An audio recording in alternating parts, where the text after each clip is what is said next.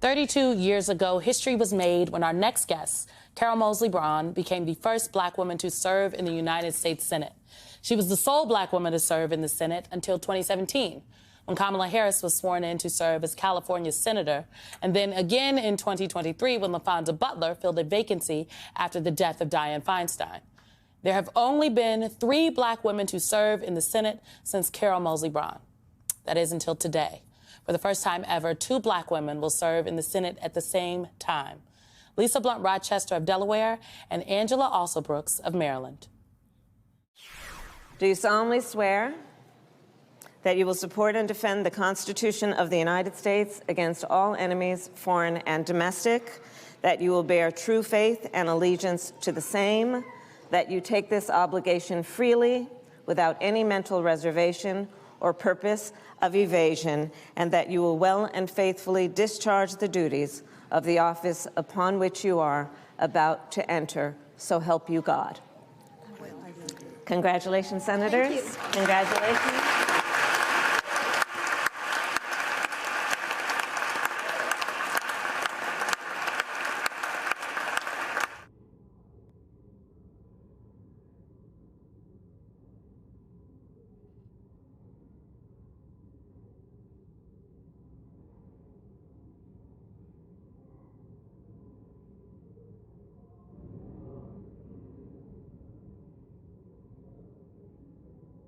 Raise your right hand. Do you solemnly swear that you will support and defend the Constitution of the United States against all enemies, foreign and domestic, that you will bear true faith and allegiance to the same, that you take this obligation freely without any mental reservation or purpose of evasion, and that you will well and faithfully discharge the duties of the office upon which you are about to enter, so help you God? I do. Congratulations, Senators.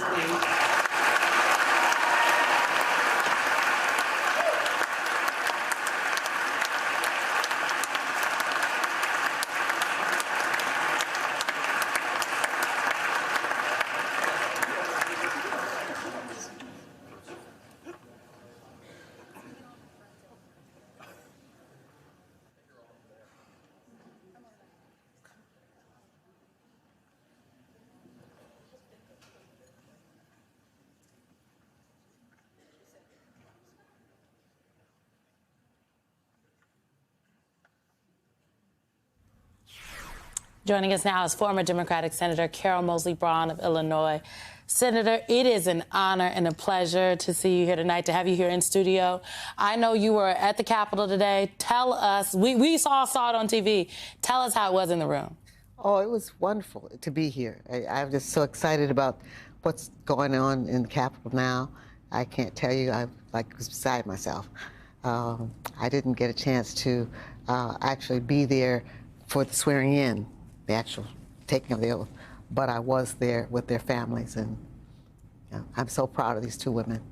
You know, when now Senator Alsobrooks, formerly a county exec of Maryland, when she won on election night, she was quoted as saying in her speech that it is remarkable to think that in 2 years, America will celebrate its 250th birthday.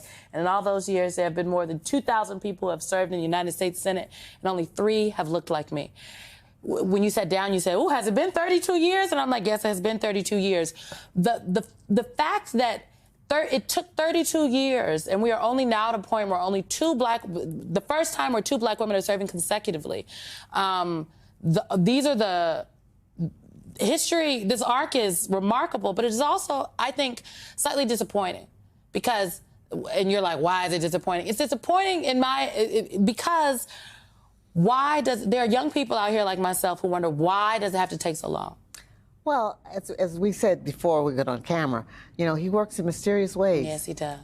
And this is the way it was supposed to play out, and it did. And I'm just so proud of these 2 women who are now stepping into the Senate chamber with great committee appointments. They're going to be able to do a lot of good for a lot of people, and that really is the whole thing. It's not personal to any one of us, to one of them. But that's the real meaning of this, is that they get to do the work, the people's work, with double force. And represent all the people. I mean, it's what they both said in both of their campaigning out there on the trail. I interviewed both of them in the course of the election, and they never talked about elect me because I'm going to be the first. Elect me because I'm going to make history. Elect us so we can serve together.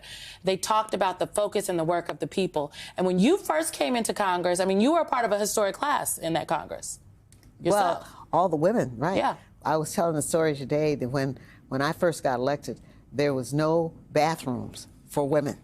There was one stall set aside. One stall? One. And that was it.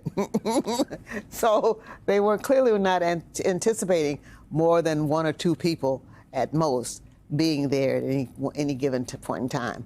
And now, obviously, it's changed. They've reconstructed the bathrooms, and so there's room for all these ladies. And it's really great. It's gratifying to see and to witness and to be part of. When women are in the room, things change.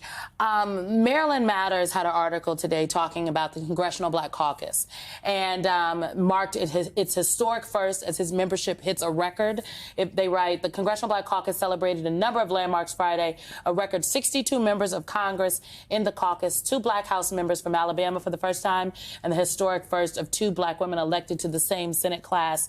With these numbers in the House specifically, the Congressional Black Caucus is going to wield, I think, an outsized amount of power. Republicans can't get anything done in the House without Democrats, and Democrats can't move an agenda without the entirety of their caucus, chief among them, the members of the Congressional Black Caucus. Talk about that significance. Well, I think it's significant because it means that the Senate, the legislature, both House and Senate, are beginning to look more like America. And the more we look like America, the better and more vital our democracy is. And I'm just thrilled that I got to live to see all of this. Well, I'm thrilled that you are here today. And as a point of personal privilege, I used to work for Vice President Harris, and she spoke often very fondly of the heroes and the shoulders of whom she stood on, and yours was absolutely one of them. So thank you for being here today, and thank you for your service. It's my pleasure. Thank you.